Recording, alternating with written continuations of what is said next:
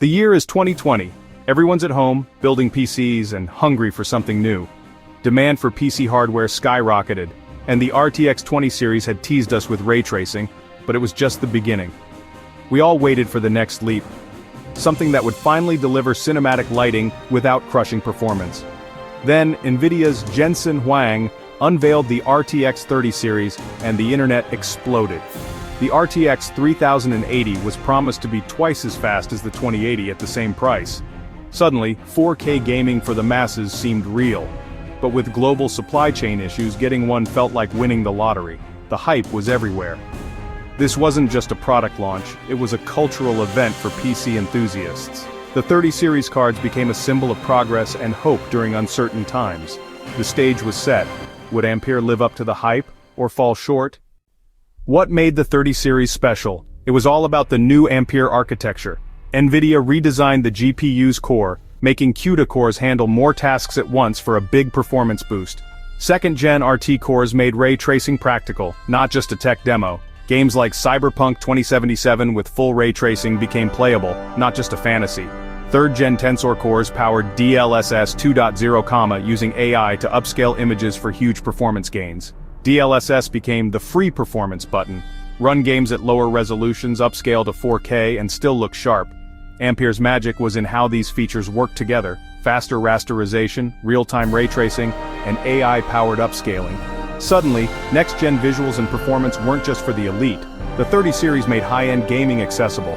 It was a true generational leap, not just a spec bump. Ampere redefined what we expected from a graphics card. At the top was the RTX 3090, NVIDIA's BF GPU. With 24 GB of VRAM, it was a dream for creators, 3D artists, and data scientists. It could handle 8K gaming and massive workloads, blurring the line between gaming and workstation cards. But for most gamers, the real star was the RTX 3080. The 3080 delivered true 4K gaming at high settings and smooth frame rates. It made high-refresh 1440p and 4K displays finally make sense. The 3080 offered most of the 3090's gaming power for a fraction of the price. It became the must-have card for enthusiasts, setting a new standard for high-end gaming.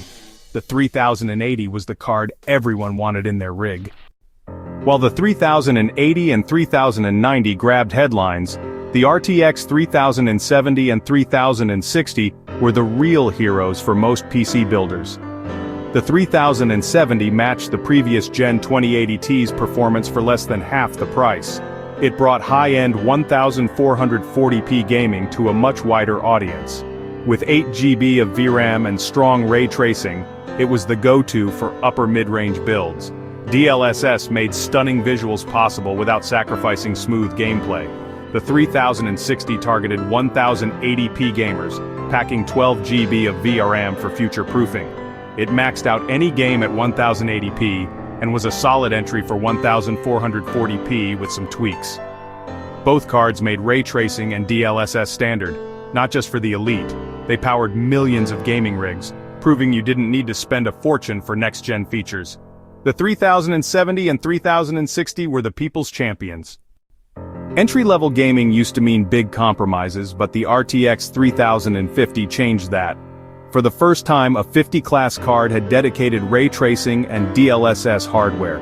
It brought next-gen features to budget builds, delivering solid 1080p performance.